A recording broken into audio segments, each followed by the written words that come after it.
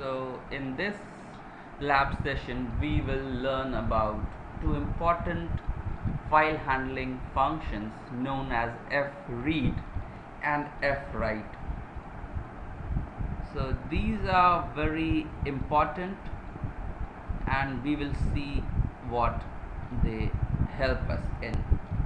So first let's see. So it is fread and fwrite commands. So what we see is that, let's say we saw about f put c and f get c. So we could, in these f put c and f get c, we could read a character at a time, which might sometimes become very cumbersome and slow. So what if we want to study some complete block?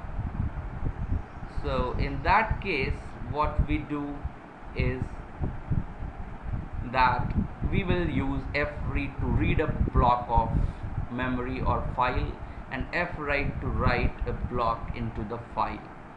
So let's see what is that block like. So if we have, let's say, an array which is of type float and it has 5 elements, 1.1, 2.2 till 5.5, and we want to write this complete thing.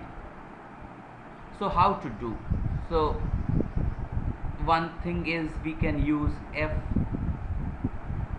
fprintf. So again, here to write we can use fprintf, and then we have to do fp comma %d, but again we have to write either 5% d's, and if the array size is too big then it will become quite difficult. So instead of that, if it's a block operation, so we can directly use fwrite. So what I do is I open the file and then I use fwrite. So let's see the arguments of fwrite. So we give the first is the pointer to array which we want to write in file. Want to write in file.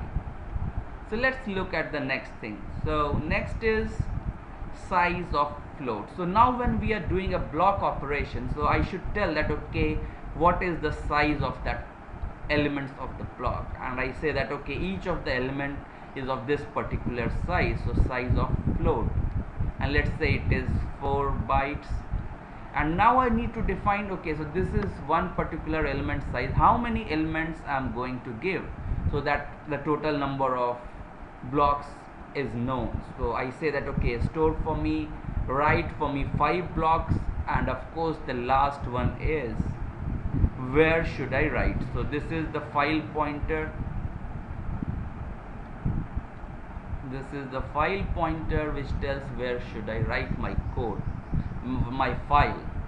So this is done and my write is complete, and so it will be something like a block of numbers, float will be there. So next let's see what we do.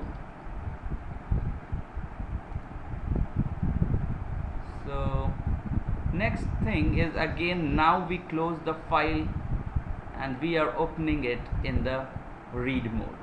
So I again give fopen, so file name with complete path, and now I'm reading block. So again, this for reading I could have used fscanf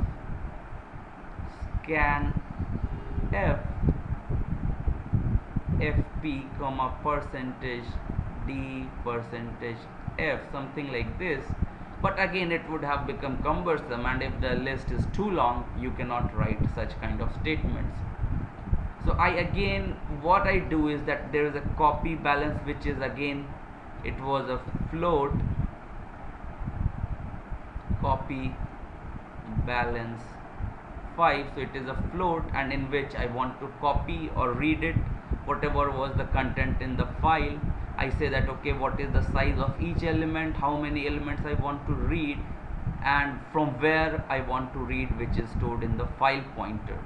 And we should know that okay, fread and fwrite, they both return some value, how many letters were read, how many elements were read, and element size is this one, and how many elements were written, again whatever size we had given.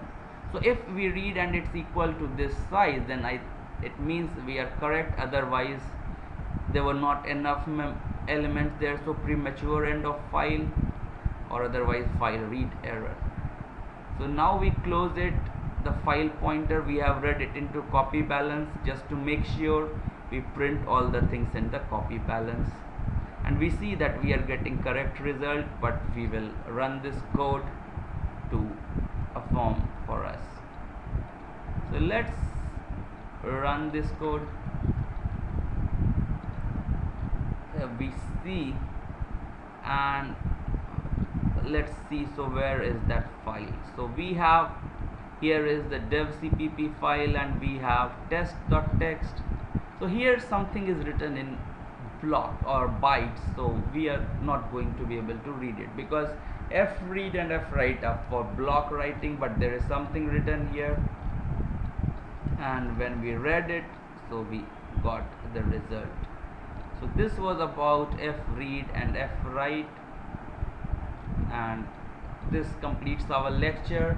And to summarize, we read about fread and fwrite functions and how to write in a file.